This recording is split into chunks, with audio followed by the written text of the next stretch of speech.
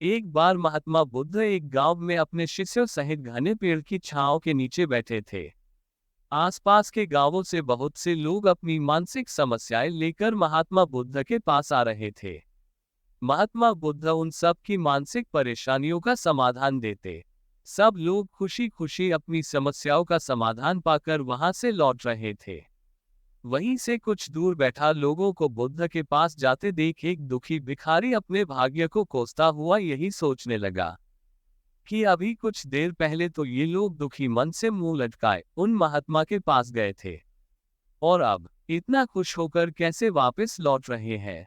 आखिर माजरा क्या है, जरा मैं भी जाकर देखूं कि वो महात्मा ऐसा कौन सा खजाना बांट रहा है इन लोगों को। वे इतने प्रसन्न हुए कि उनके चेहरे लाल हो गए। जब वो दुख भिखारी कुछ नजदीक गया तो उसने देखा कि ये महात्मा तो लोगों को प्रवचन देकर लोगों के दुख का निवारण कर रहे हैं। ये देखकर भिखारी के मन में भी तीव्र इच्छा हुई कि क्यों ना मैं भी इन महात्मा को अपना दुख बताऊं। मुझे भी अपने दुख का समाधान अवश्य मिलेगा, बस फिर क्या था।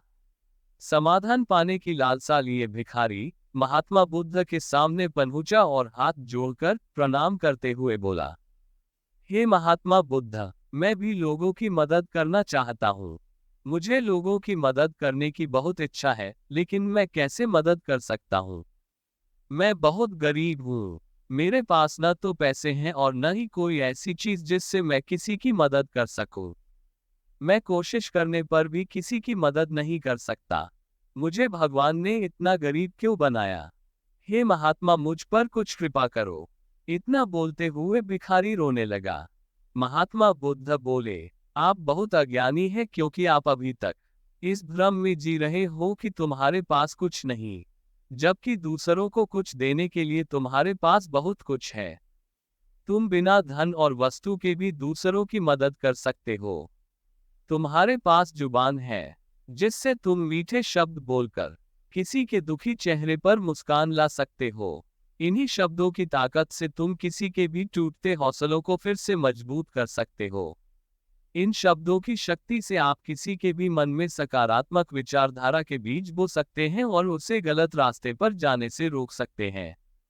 तुम्हारे दो हाथों से किसी भी कमजोर या लाचार व्यक्ति की सहायता कर सकते हो। आपके दो आंखें किसी अंधे को रास्ता दिखा सकते हैं। तुम किसी के लिए दुआ कर सकते हो, ये हो सकता है कि उनके बुरे काम फिर से हो जाएं। आप किसी के अच्छे स्वास्थ्य की कामना कर सकते हैं, लेकिन अज्ञानतावश तुम अब तक इस बात को समझ नहीं पाए और इस भ्रम में अब तक जीते रहे कि तुम्हारे पास मदद करने के लिए कुछ नहीं।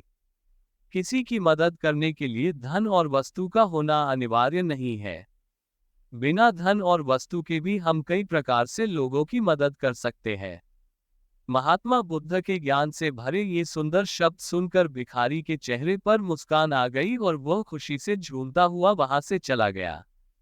इस बुद्ध मॉरल स्टोरी से हमने क्या सीखा? दोस्तों, महात्मा बुद्ध की इन बातों से बहुत कुछ सीखा गया। आजकल बहुत से लोग ये सोचकर दुखी होते हैं कि मेरे पास ये नहीं है, बल्कि जो आपके पास है उसी में संतुष्ट रहना सीखें और बिना मतलब के लोगों की मदद करें। इन्हीं से आपको परम सुख की प्राप्ति होगी। तो दोस्तों, ये बुद्ध मॉरल स्टोरी आपको कैसी लगी जरूर बताएं।